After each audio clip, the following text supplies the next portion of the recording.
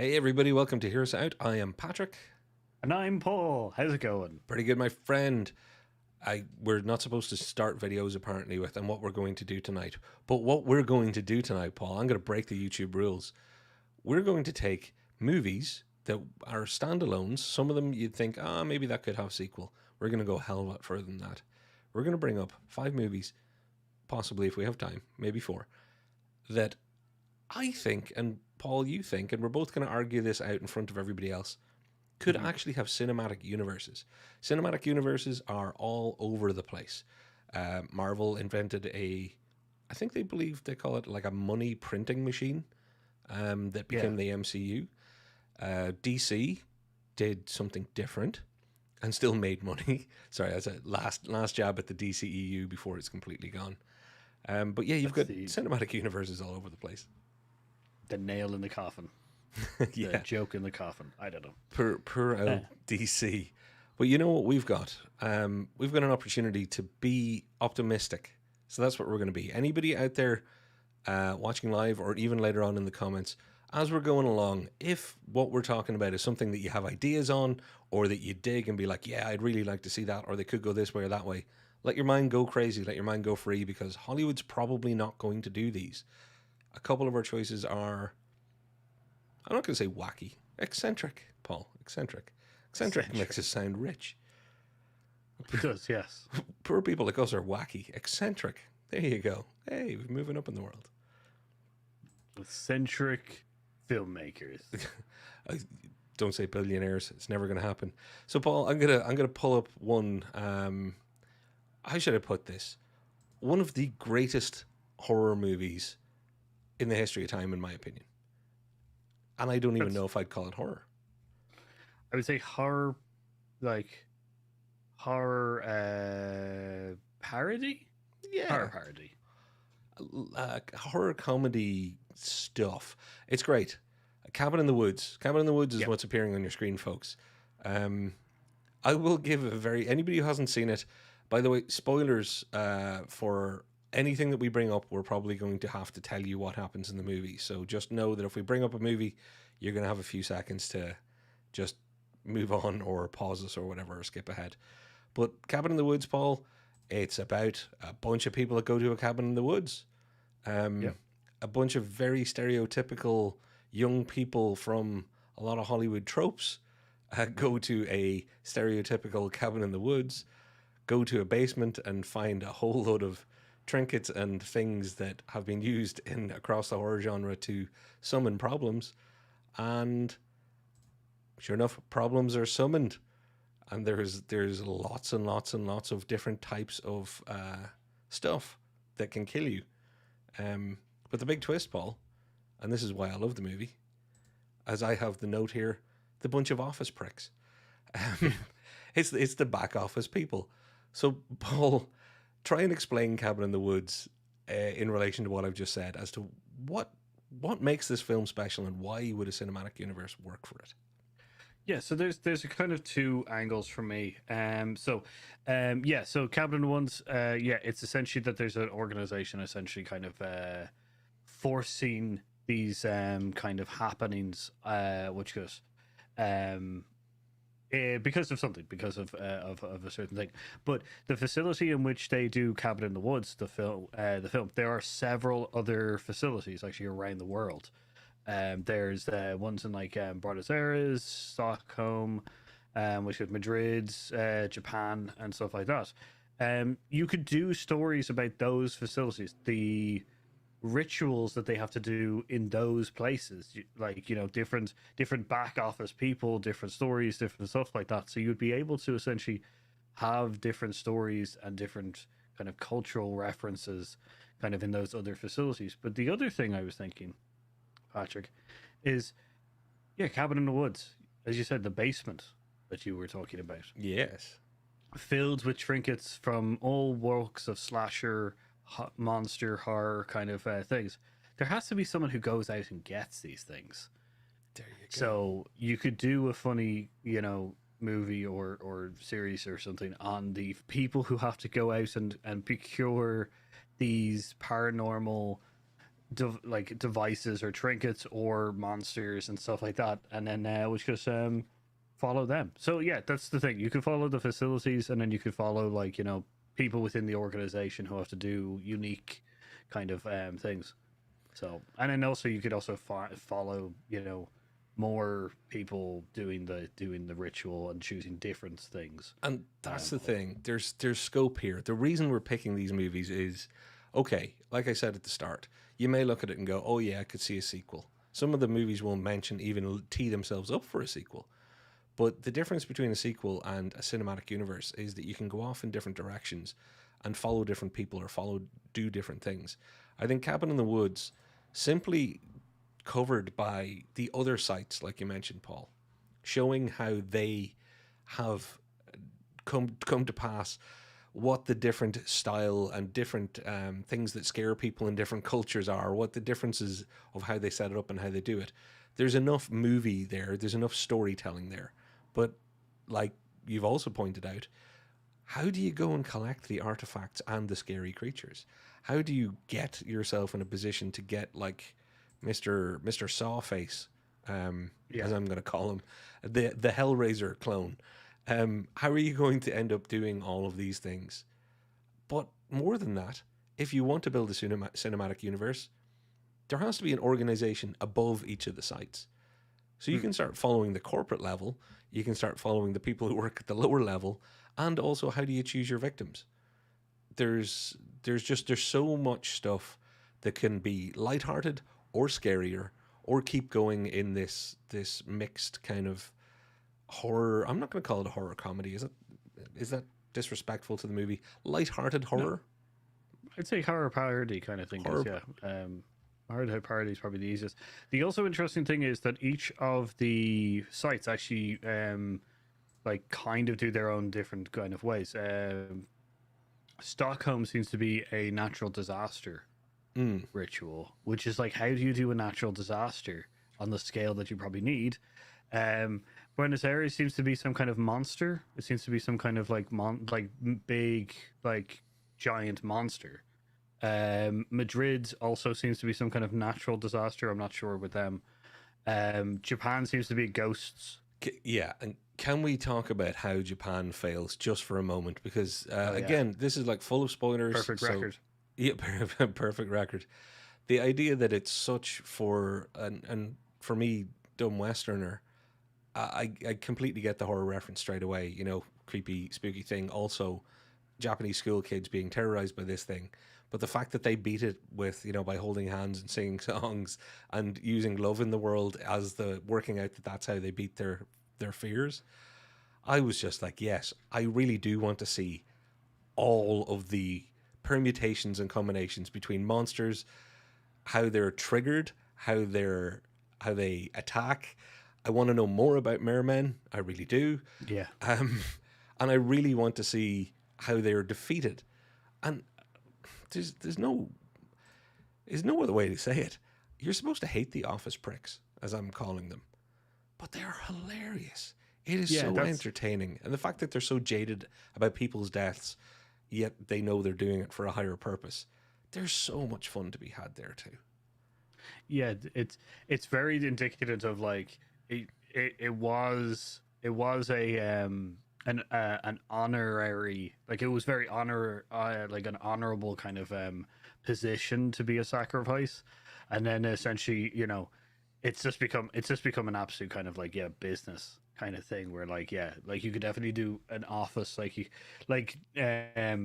could definitely have like John Krasinski's character or like Stephen Carell's character in there. You pretty much have Stephen Carell's character in there. But yeah, you could just have a couple of them in there that's it's just them running through the rituals and stuff. And just screwing up in some ways and stuff. Yeah, like it is very much two movies when you do watch it. You get the horror kind of side of things, and then having like, the office workers running around kind of trying to, get stuff done. And you can end up having the office romance being somebody nipping down to the boxes because they started up a relationship with a merman. Like there's all sorts of stuff that can happen here. I just want to call out because, hey, pop culture, I think you might be on your lunch. Thank you so much for spending your time with us live. Always great to see you. You asked how old can you go back? I'm gonna spoiler warning. We go back about 40 years, almost, but we've Yeah. tried not to, and failed miserably. So you can go back as far as you want with your ideas. But let us know what you think. Actually, first of all, pop culture. If you've seen Cabin in the Woods, if you enjoyed it, and if you would actually dig a wider universe, because I think we're gonna keep this train moving. Paul, what do you say? We head up a next one. Yeah, my one thing about this, so I do want to say, is that we enjoy that these are singular films, and we Yes. understand that the self-contained story is very good and stuff. This is a theory kind of playful thing where we're like, so don't ever think that we're just like they should have done more. It's Yeah. very much they could have done more. And they're shoving unwanted universes on us all over the place. These are a few that, you know what, these might have been better ideas than some of the ones And they've tried. fun, lots And of fun, like looking at very you, fun. Dark Universal. Universal Dark. What was their Dark? The failure? It was Dark the Universe? Monster Universe, I think. Yeah. Yeah, Universal's Monster Universe, which is sad. They had two films. What was it? Dracula Untold and The Mummy, which Tom Cruise hijacked. Yeah, which the Mummy, which Tom Cruise killed in every sense of the word, and then became, weirdly. So, Paul, moving on to the next one. Uh, this this one comes with a disclaimer, folks. There's a couple of our picks where people are going to rightly, they're going to get in the comments and say, but you know this is actually based on a graphic novel or a comic series or something that has a wider universe behind it. Yeah. Yes. Now, take that, park it, and know that most of the world only knows the movie. So you Yeah. can do things in a movie universe that you haven't done in a comics universe. They can diverge. They can cross over, they can stay in the same track, or they can go completely different ways. So treat this one with an open mind. And this one, Pop, is actually for you, my friend. Old Guard. Recently, you commented on one of our old videos that you watched Old Guard again. And I did. I actually went and rewatched it because you mentioned, yep, you're right, it's good and it still stands up. So I'm glad we all still love Old Guard. Yeah, it's a great film. Paul, it's not just because I love it that I think it'd be a good good candidate for cinematic universe. It does leave itself open for a sequel at the end. Quick up to speed on Old Guard in 20 seconds or less for anybody who hasn't ever seen it. It is essentially about Charlize Theron being cool. That's not the story, but that is a very, very important part of it. She's a bad ass. Fair play to her. She's great in this movie, but so is everybody else. The story really is that she's been alive for a very, very long time, and so have her crew. Her and her crew are all immortal. They don't really understand why or how. And again, I'm going to give away stuff about the movie, but not unnecessarily. Let's just say that they're all different ages, so they weren't all born together and became immortal together. This crew kind of gathered themselves together over the years.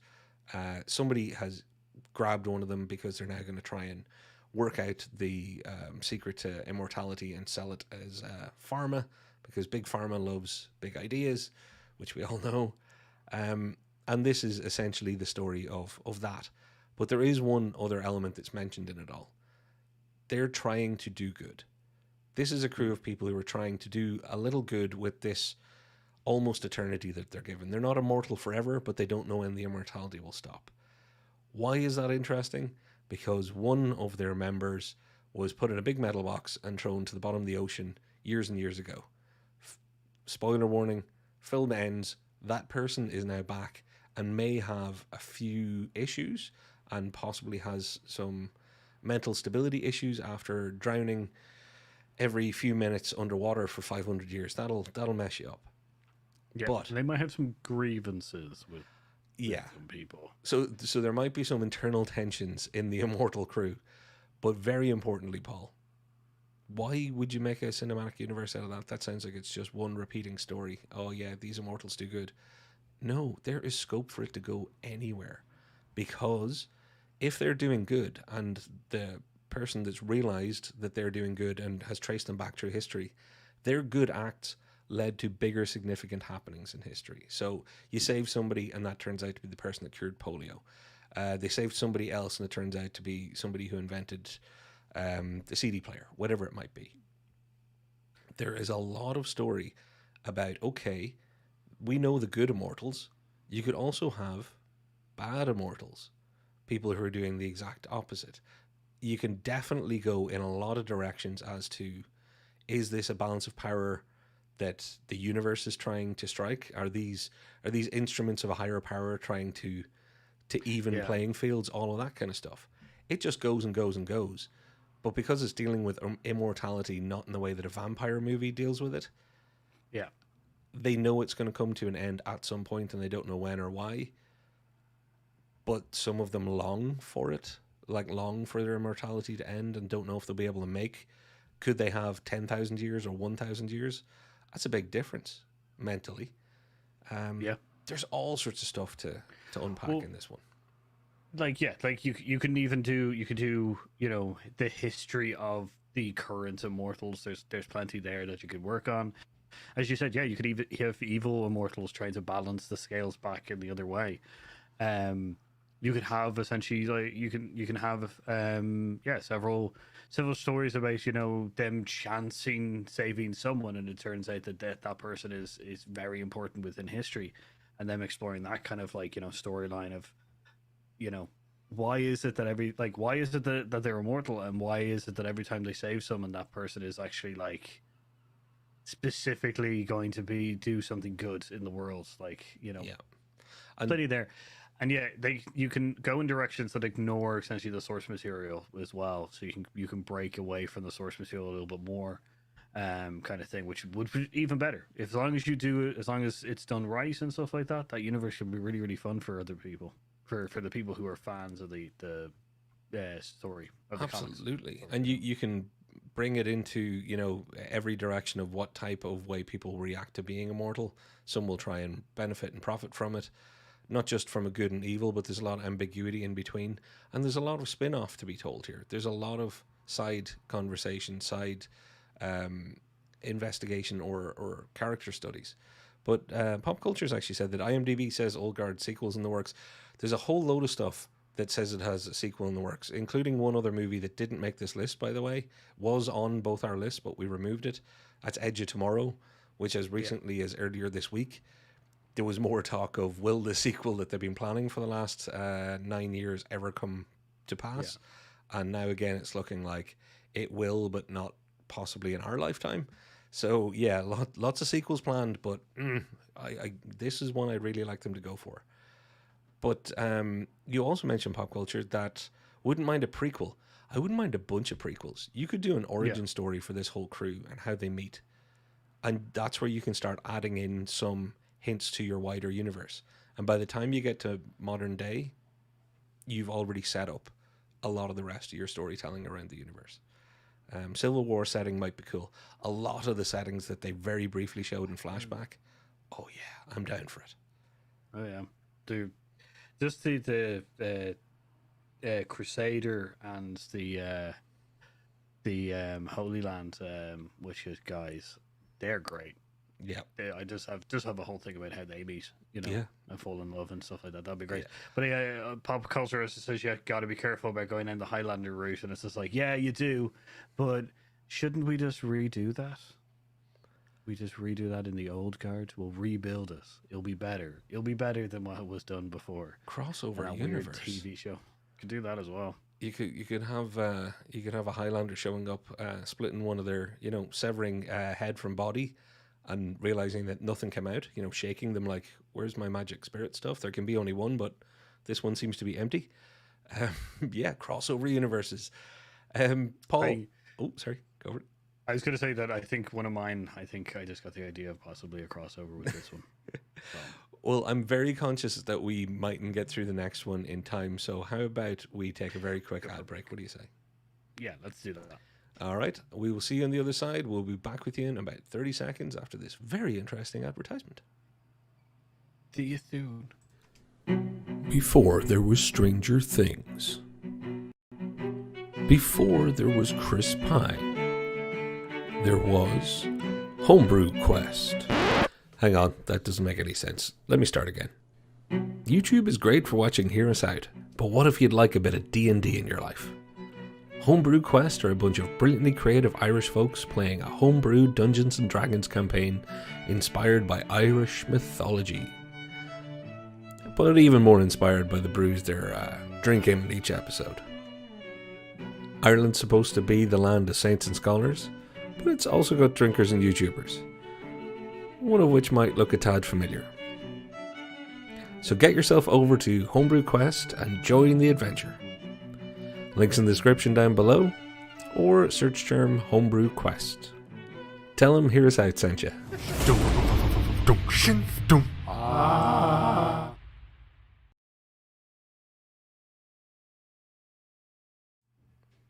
And here we are, folks. We are back. I hope you enjoyed that ad for Paul's Real Family. I am more like an adopted stray that Paul rescued. I'm a rescue dog. That's Paul's Real Family Homebrew right over there. So check out their stuff. It is amazing. It is not as much as the D&D movie is featured in that particular advertisement. It has nothing to do with the Dungeons & Dragons movie, which, by the way, I still recommend people see. We came up with the idea. I was meant to play Chris Pine's character, but they said that I was too handsome and charismatic that I'd overshadow all the other actors. So I was said no. Yeah. See, they need more Pauls in Hollywood because too many Chris's already. Way too many Chris's. Chris's and Toms. It's all Chris's and Toms. So before our next one, I left Old Guard up on the screen to say, Pop, thank you very much for your cool comments and your last one of where's my magic spirit stuff.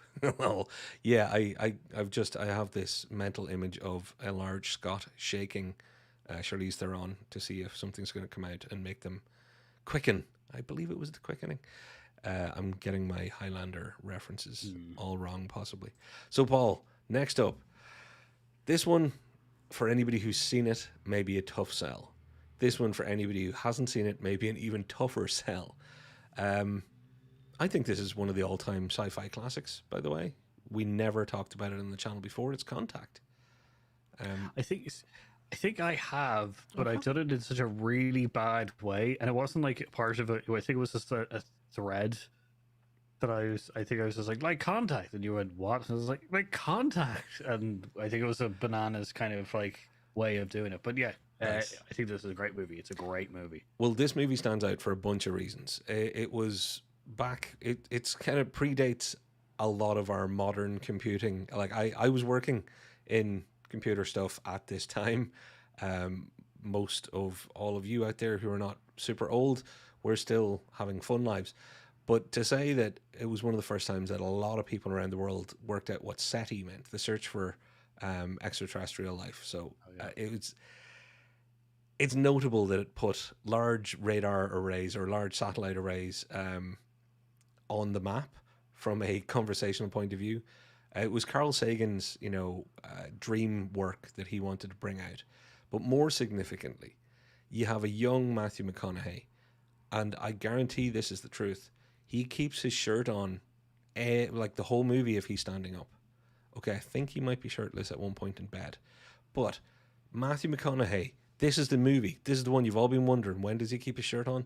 This is that fabled movie. That's why you must see it.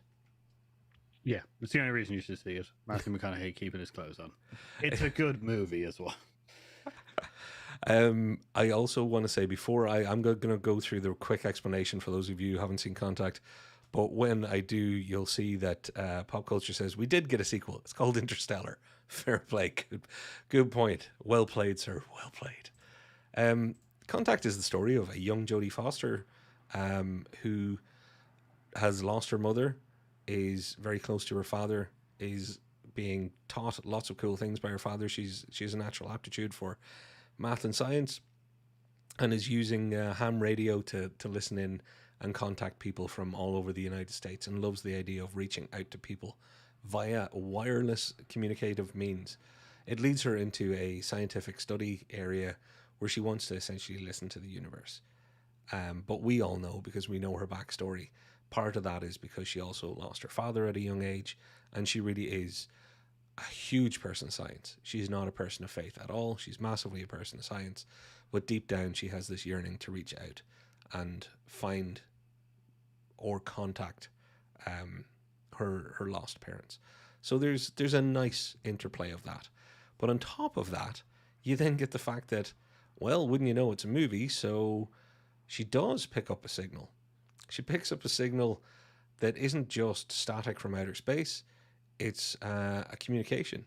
It's a communication that is very cleverly, and it's a lot of fun how they decipher it. This is one of those stories and one of those movies that's about the journey, not the destination completely.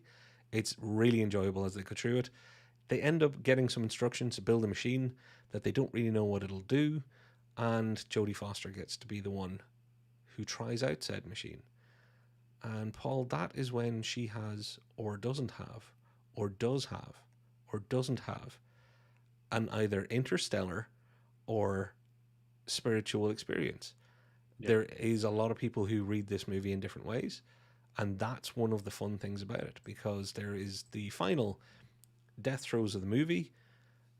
She's being discredited by the political establishment, who are also possibly covering something very, very significant up, and it's in their best interest to keep everybody away from the idea that did she travel somewhere or did she not travel somewhere.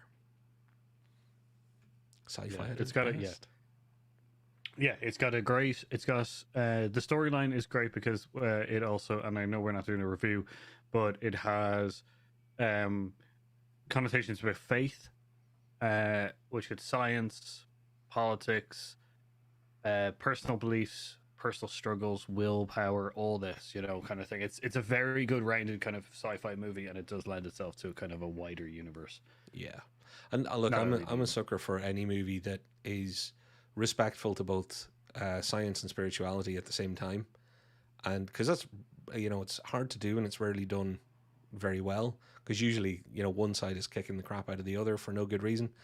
This movie straddles that line beautifully, and that is one of the reasons why, after everything that happens, I want to know more.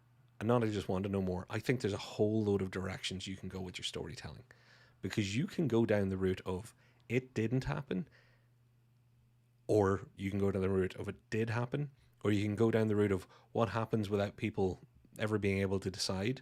Does Jodie Foster become, a poster child for somebody who goes from scientific non-believer to, friend of Jesus, full believer, whatever way you want to put it? What's the political fallout? What political games are being played in the background? You can expand this universe into political intrigue, as much as you can go in a spiritual or scientific direction. But then you can also still just say, and while we're doing all this, we can actually go into space. She did travel. She met aliens. They told her that they didn't build the mechanism that brought her there. So that means you've got the creators. You've got somebody else. And because you've got the creators, that brings it full circle back to, okay, it wasn't a faith thing. Aliens do exist. But when you meet the aliens, they're like, yes, but there's another higher power than us in that respect. So you start the cycle all over again. And you can do contact too. What happens when they send the next set of instructions and it's a test and it is nefarious, and it's to see what type of people you are and how you will react, and how a society will take something negative happening? Will they just turn away from faith, turn away from science, turn away from being members of the universe? Yeah, like it's an interesting kind of universal built thing there, which I do like the idea that the possibility of it's like it's like the equivalent of kind of the foundation, in Asimov's kind of foundation, where they set a sense of set of instructions every like few like decades or a few hundred years kind of thing. But yeah, so that makes it really interesting in the sense that which goes you can do contact 2 could literally be the next set of tests or next contact. Then you could do other side things of kind of like the political element of what's going on, of the cover up, the faith that may grow from it. Did Jodie Foster become a conspiracy, like become like a conspiracy theorist because of like the cover up? And then there's also John Hurt's company, Yes. the company that helps pay and build the machine. You could have a whole thing there with like the company is actually like a corporate kind of secret of the company is actually covering it up, and they've been dealing with, like, they've started to deal with aliens, kind of thing. So there's a few very interesting political intrigue, scientific intrigue, corporate espionage intrigue, and faith Yeah. kind of items. So there's a lot of ways to go with this. There is a lot of ways to go, and I just want to call it. Pop culture mentioned VH Static proves she did it. Yeah, I was artfully I was leaving out 18 hours of static, just like someone else left out 18 hours of static. Um, and little did we realize that James Woods was going to be the perfect casting for the a hole that James Woods seems to be quite often now. The the political guy who said, like, he's just like, you're all wrong, you're terrible, cover up. Yeah, and Tom Skerritt playing a bad guy for a change instead of being in the Top Gun Academy, inspiring people. It's interesting role choice for him or casting choice for him. So, Paul, I think Contact's the one that most people would disagree with, and they'll all start with the phrase "leave it alone. It doesn't need to be messed with." Completely agree with that. It doesn't need to be messed with. Yeah. But if you're going to give us useless universes, this is one of those things where I don't mind if somebody who can be as loving and caring as Carl Sagan was about the idea of science and faith, taking it on and maybe trying to give us one, 26 years later. What was this, 97, I think? So Yeah, I think 1987. yeah, I think we could all do with a bit more contact in our lives. So would you like to wind up for the next one, Paul? Yeah, so which is the next universe that we're thinking about is Wanted, the James McAvoy, Julia Roberts, Jesus, Angelina Jolie. Angelina Jolie, Morgan Freeman, kind of also Chris Pratt is in it. Yeah. Okay, I'm trying to remember where, but I believe it. He's James McAvoy's best friend in the That's office. right. That's right. He is. Yeah. He is. So, to give you a lowdown, Wanted is essentially a James McAvoy's character is a no named kind of worker bee down in his life kind of person.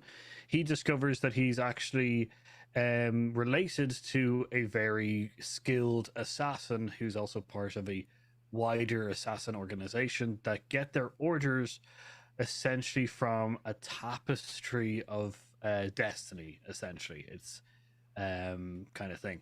Yeah, it seems kind of interesting. It turns out that some things in the organization are not correct; they're not right, obviously, which is and then kind of things happen.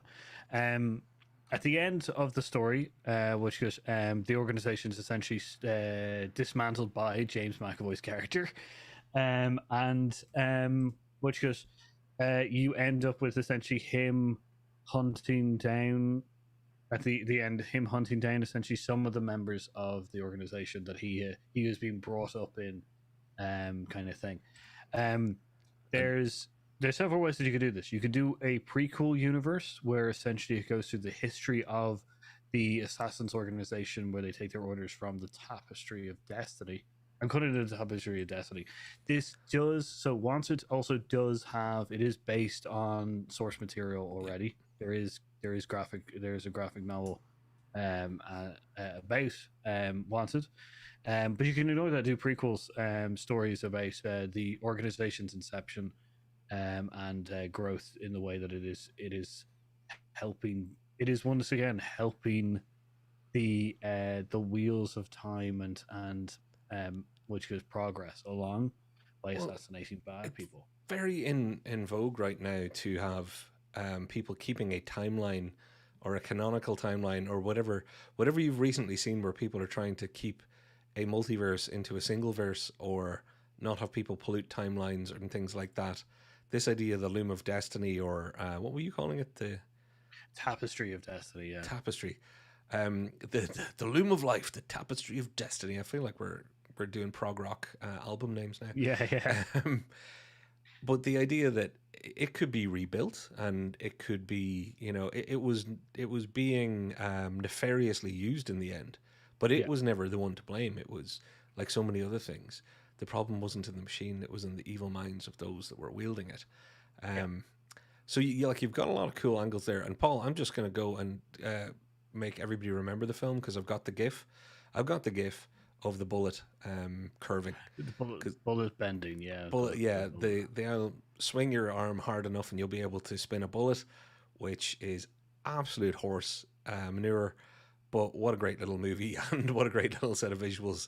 And they had lots of fun with that. They did have lots of fun with it. So for me, if you keep that kind of attitude of we don't need everything to make absolute sense, and let's face it, a lot of the best cinematic universes right now, they play fast and loose with a lot of things. This has got such depth to go, like such a, not just on who the assassins are, how you become an assassin. Are you genetically chosen to be bullet bending? Is there, there's the loom of destiny, the tapestry of destiny? Is there the microwave of mischief? Do we have the kettle of decision somewhere? You can do all sorts of stuff. You can have a bit of fun with this one. I'm not serious about any of those, but if any of them are used trademark TM, please pay me. But yeah, I think there's a ton here that could make some, like, everybody loves the Expendables sequels because they know what they're getting. I think Yeah. you could have fun with Wanted and make it.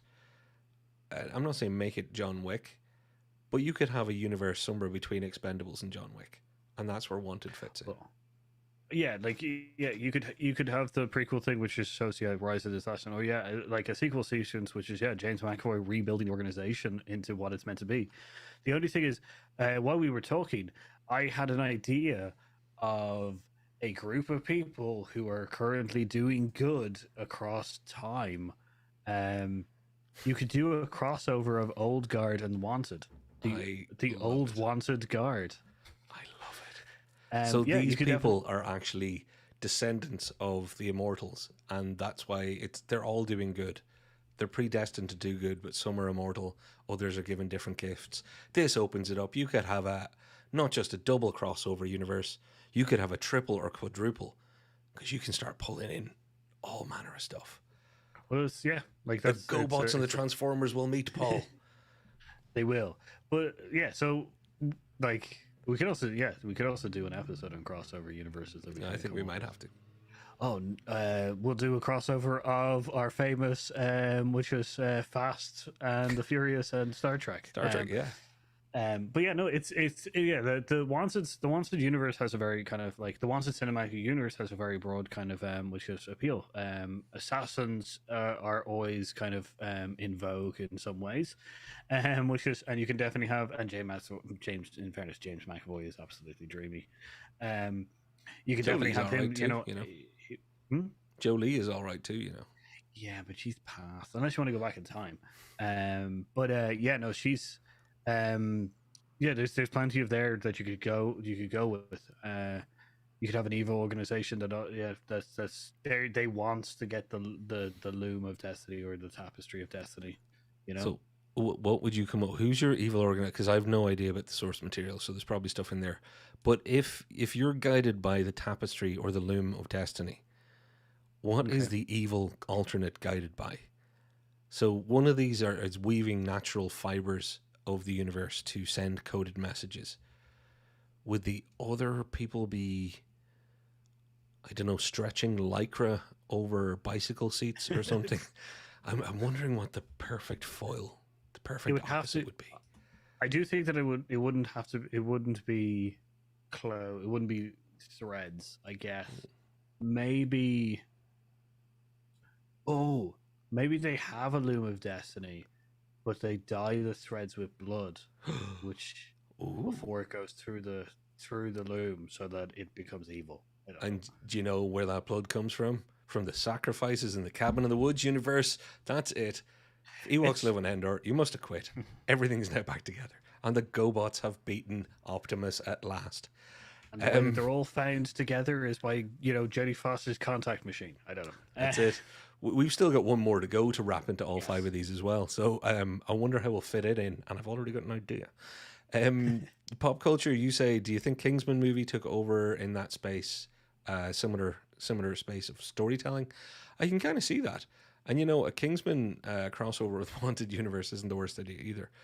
But there's, like, Paul, I think you said it a moment ago that the assassin movies work, assassin stories. Yeah. Because you can play good, you can play bad, you can play anti-hero. Yeah, like the espionage kind of thing, because Kingsman's kind of more of secret organizations and the spy kind of side of things. So like, yeah, you could definitely have a crossover, but they're always in vogue. The Kingsman. So I will say that the Kingsman, which is the prequel to the Kingsman series, I would say that that lost a lot of traction with a lot of people. I Mm. think they should have just continued on with the Kingsman kind of series, which I think they might be going back to. I Um, think they might I be, think they if try. I'm remembering correctly. I think you're right. Yeah, because they got yeah.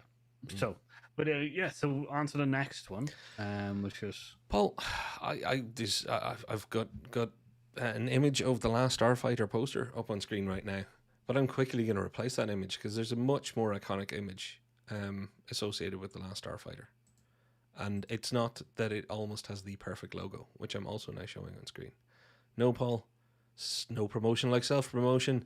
It is the rapid review of The Last Starfighter, available for you for free, no extra cost, on the Heroes Out YouTube channel. All you have to do is go to our homepage, go to videos, and you will find it. Or search for Last Starfighter Rapid Review Heroes Out, and you will see 5 minutes and 33 seconds of the best description and recap of The Last Starfighter and why you, yes, you and all your friends, should watch it. I don't have a ching sound effect there. like anyone else blown away by the advertisements of that is a better advertisement than mine. that that told everybody nothing about the Last Starfighter. So I'll try and get more serious, but do check out our video because I love that video. I Yeah, love the Last Starfighter, Paul. It's one of the things that brought you and me together. yeah, And let's face it, it's a simple story of a kid who plays a video game that turns out to be a recruiting tool for the intergalactic something or other that shows he has the reflexes and the ability to be a starfighter, possibly the last starfighter. mm, He's a Earthling who doesn't appreciate the opportunity he has, but goes on to fight in an amazing battle with a very cool co-pilot. We've got aliens, we've got wars, we've got space, we've got wars in space, wars around the stars, some sort of Star Wars. Oh, I see what they were doing here. I see what they were inspired by. But also, Paul, as we and I'm not going to spoil the ending of our rapid review completely, we have a digital ship in the movie. It was the early days of yeah. CGI, but it's very very cool, and it has a final It move is. when you hit the big red button with a very ridiculous name that is worth the price of admission alone.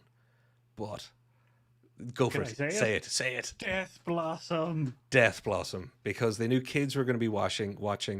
I'm sure originally it was called the "It's gonna fuck you up" device, and then they were like, Yeah, "No, you can use the word death, but then you have to use a nice word after it." And they were like, "I know, death yeah. lollipop, death flower, death blossom." There you go. Will that get us our Disney PG rating or our Universal rating? It's an awesome film, Paul. I'm not going to go into why It it's an is. awesome film. Can you tell us why it's an awesome universe in the waiting? Because I already know. Well, that's the thing is there's essentially there's a massive organization in space that has these starfighters who are honorable pilots and fighters of peace and justice in the universe, and there's such an expansive. They already give you so much in the movie about this universe, about how each of the species of or each of the races come together, and they are like committed to this belief of peace. And there's this group of people, a species, essentially a race of people who are forced outside of this kind of peaceful unit and kept away from them by this thing called the frontier, which is just it's a great kind of like, this is the barrier, this is the neutral zone kind of thing, and the bad people are right there and the good people are in here kind of thing. But yeah, no, it's a fairly already well-rounded, nice explained story or universe that never gets too much explored within the movie, because that's not what the story is about. The story is about the last starfighter and his, you know, way about getting into or his way of essentially fulfilling his wishes, his not his destiny, but essentially his fulfilling His his potential. abilities. Yeah. Yeah, and then showing his metal within this movie. Yeah, it's a great universe set around. It was like, If Star Wars can work, this can work just as well. And I know oh, exactly easily. how I would reboot all this, if you know what I mean. If you weren't going to redo the movie, if you weren't going to say, right, we're launching fresh and doing a remake, I would say, okay, what's happened out there. They've saved the universe. Everything's been disbanded. Uh, switch to modern times. Somebody is running emulation of the last Starfighter. It still sends a signal out, but there is practically no one left to hear it on the other side. One small rebel faction. War has started up again. The bad guys have been winning. They're fighting away, but it's been going on so long they forgot the Starfighter recruitment program, and somebody in the back office on Alpha Centauri is like, "Yes, I remember this now. My father told me of the Starfighter program, and it looks like we have a new candidate." And then just pick it up. You've grandfathered in the original film. You can just start going again. It's easy. It's cute. It's cool. And most importantly, as pop culture points out, yes, you did spot how I was going to wind this one in. This is who Jodie Foster could have been talking to. We can make all the multiverses work. We could all the crossovers, everything. Yeah. Paul, I want you to read pop culture's other. It. Okay, can you tell him, please? It was on the list. Yeah, it was. Yeah, the Shadow with Alec Baldwin was on the list. It was in a list. It was on a list with a possible crossover universe with the Rocketeer, kind of thing. Yeah. But yeah. So we'll be doing more on the Shadow in future pop. So I love that we think the way you're thinking, because you're one of our longest time supporters and one of our best ever commenters. In fact, I hate to say it, Paul, I think we've admitted this before. Pop culture has better ideas than us sometimes. We're really glad that you're here, because you give us some of the good ideas that we then sell off as our own. So you're not getting any royalties because we're not making any money. Last Starfighter, Paul. We got there. We got to the point where we could talk about the Last Starfighter legitimately again. I didn't know if we'd find another way to wangle it into an episode. The only other way was to possibly do a crossover with the Event Horizon, just because I keep saying Event Horizon so much. So we were just like, let's just shove Starfighter in there and really kind of screw up Disney's kind of question is PG thing. Yeah. Who's going to direct? Is it going to be Guillermo del Toro or Taika Waititi? Our other two bonus names of repeated mention. Yeah, that is true. Yeah. So one of them is now Del shall be named. Not touching it. Not touching it, Taika. So, but Paul, again, Last Starfighter has a great, it has a great kind of thing. You could be the inception of the Starfighter program beforehand. You could do a sequel movie where the son of Alec, which comes down and finds another Starfighter, or even Alec himself is just like I keep saying Alec. His name is Alex, isn't it? I can't remember. That's why I'm not going to comment, because you could be right, you could be wrong. It's either Alex or Alec. Anyway, there's a race, like there's a massive amount of stuff that you could do there. You could do other Starfighters. You could do a squadron of Starfighters. You could do Why the Frontier. There's tons of stuff there. Well, personally, I think if nothing else, Last Starfighter, we had it on our list of movies that could be rebooted in multiple ways before. Last Starfighter is going to make it onto a lot of episodes that we do, Paul, and I'm never going to apologize for it. And I'm probably never going to do such a shilly advertisement for our own video on it. But I would really love everybody to watch that, because I think it is representative of us when we were starting out our little YouTube journey, full of joy for just a little movie we love. It only takes 5 minutes of your life, folks, and you'll see 20 years of both of our lives because it is such a big part. It is Alex. Great. There you go. So it's Alex Pop Cultures. Yeah. Cleared it up. Yeah. Kind of figured it would be. Because he was Alec is more the Scottish English. Alex. Well, the American. problem is because the Shadow with Alec Baldwin. I think I just got Alec in my head after that, kind of thing.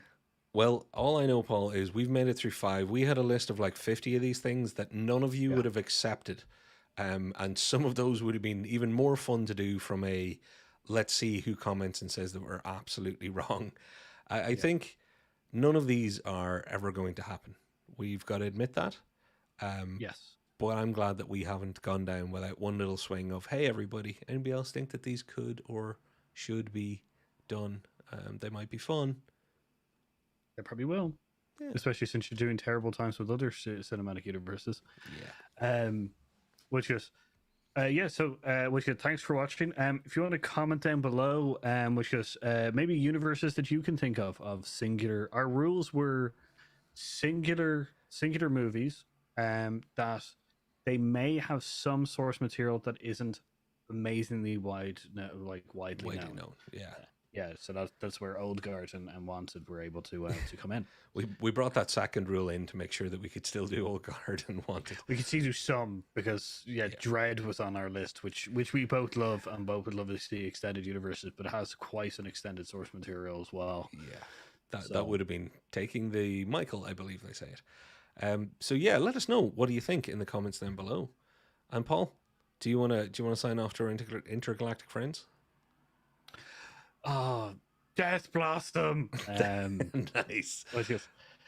Thanks for watching. Yeah, was just like, subscribe, ring that notification bell, check our library. As Patrick said, our rapid reviews are great. Starfighter, go watch it. I've been Paul. I've been Patrick. And we've been Hear Us Out. Death Blossom. Bye bye. I just wanted to say it once. Bye.